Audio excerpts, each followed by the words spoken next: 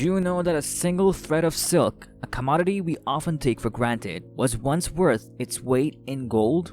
That's right, this delicate thread not just draped the royals but also spun the wheel of the world economy. The Silk Road was a network of trade routes that stretched over 4,000 miles connecting the east and west. It was like the ancient world's version of internet. It was a massive information superhighway, except instead of data, it was goods, ideas, and cultures that were being exchanged. And today, we're talking about just that. But what's the Silk Road? Now, when we think about the Silk Road, we often picture caravan laden with luxurious silk traveling across desolate deserts. And while silk was indeed a major commodity, it was far from the only one. It was like the Amazon of its time, dealing in everything from spices to precious stones, from ivory to exotic animals, and from gold to, believe it or not, rhubarb. It was once considered as precious as silk in some parts of the world. Apart from being a marketplace, it was also a melting pot of different cultures and ideas. As traders traveled along these routes, they brought with them their beliefs, their languages, and their ways of life. This led to an unprecedented level of cultural exchange, like Buddhism, which originated in India, spread to China and other parts of East Asia, primarily through the Silk Road. The Silk Road also facilitated the spread of knowledge and technology. Papermarking, which was invented in China, spread to the west via the Silk Road. Similarly, the technology for making glass moved from the Roman Empire to China along these routes. So you see, the Silk Road was much more than just a trade route. It was a conduit for exchange of goods. Yes, but also of ideas, cultures, and technologies. It connected humanity in a way that had never been done before, and in doing so, it shaped the course of history. Mechanics of Silk Road. Having understood what Silk Road was, let's now turn our attention to how it actually worked. You might be imagining yourself traveling the entire length of the Silk Road, from China all the way to Rome, but no, that's not how it worked. The Silk Road functioned on a system of relay trade. Goods were passed from one trader to another like a baton in a relay race. So as a relay, you would travel a certain distance along the route, sell your goods to another trader, and then return home. The trader would then carry the goods further along the route, and so on. This system of relay trade was pretty efficient, but let's not stretch it. There were challenges. The Silk Road traversed some of the harshest terrain on Earth, from scorching desert to freezing mountain passes. So traders had to contend with these extreme conditions, not to mention the threat of bandits and pirates. Thanks to the role of caravans, the Silk Road thrived despite these challenges. These were groups of traders who traveled together for safety. They were often made up of camels, the ship of the desert. These hardy creatures could withstand the harsh desert conditions and carry heavy loads, making them the ideal mode of transportation. Typically, a caravan could consist of up to 1,000 camels, each carrying as much as 500 pounds of goods. Apart from camels, there were horses, mules, and even yaks were used, depending on the terrain. These animals were often fitted with special saddles to carry the good. These saddles, known as pack saddles, were designed to distribute the weight evenly, preventing injuries to the animal. Now leading these caravans were the nomads. They were the ones who knew the routes and safe passages, the oases, and the dangerous terrains. They were the guides, the protector, and the traders. Nomads lived a life on the move, herding their animals from pasture to pasture. This lifestyle made them experts in travel and survival. They kind of knew how to navigate deserts, the high mountain passes, and the endless steeps, and they used this knowledge to guide caravans along the Silk Road. You can say the journey was slow and arduous. A caravan could cover about 20 to 25 miles a day, meaning a journey from China to Rome could take up to 2 years, but the promise of profit made it worth the risk. Architects. Okay, let's take a step back and talk about the architects of the Silk Road.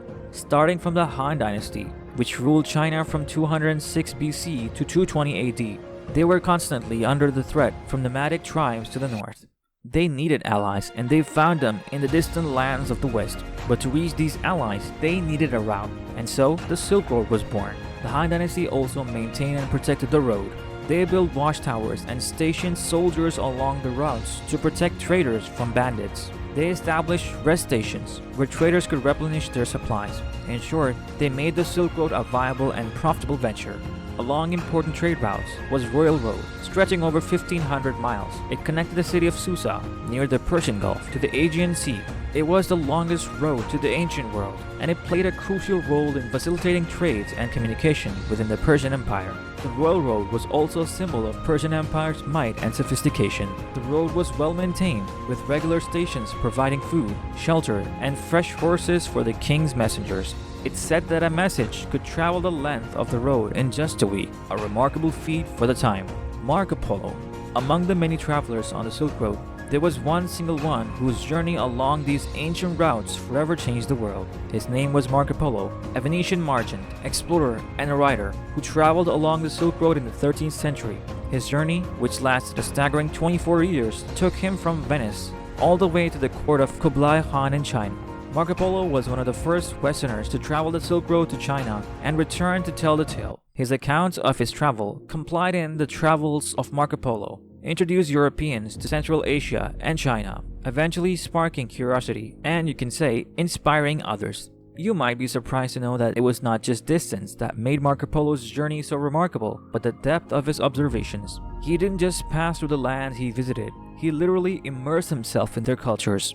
He learned several Asian languages, adopted local customs, and even served as a government official in the court of Kublai Khan. Marco Polo's detailed accounts of his travels provide a fascinating and very exciting glimpse into the cultures and societies of the East during the 13th century.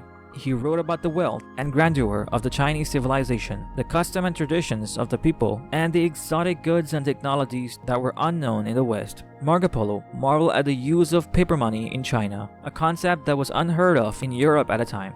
He wrote about the efficient postal system and Grand Canal system, the production of porcelain, and the use of coal for heating and cooking. These accounts challenged the Europeans' perception of the East as backwards and uncivilized land, painting instead a picture of sophisticated and advanced civilization. Economic impact. Apart from being a trade route, the Silk Road was an economic lifestyle for many countries. Cities like Samarkand and Bukhara grew wealthy from the trades that passed through their gates. They became centers of cultures, learning, and innovation. It boosted local economies and led to the rise of prosperous cities. To give you an idea, during the height of Silk Road, the city of Palmyra's income was estimated to be around 10,000 pounds of gold annually. An interesting fact here is that during the same time, a pound of silk was worth more than a pound of gold in Rome. I mean, wow. The legacy. Today, the Silk Road might be a thing of the past, but its legacy lives on. The ancient cities along the routes, with their rich history and cultural heritage, continue to attract tourists from around the world. The goods were traded from silk to spices, continue to be valued commodities. UNESCO was recognized in the importance of preserving this legacy and has designated several sites along the Silk Road as a World Heritage Sites. These include the city of Samarkand in Uzbekistan, the Mogol Cave in China, and the Chang'an-Tianshan Corridor, which was one of the main roads of the Silk Road. And that's a wrap. So what aspect of the Silk Road intrigues you the most? Do you have any questions about its history, its impact on culture, or its relevance today? Drop in the comments. Before you go, don't forget to check our latest video. Make sure you hit the subscribe button and press the bell icon. And thank you for watching.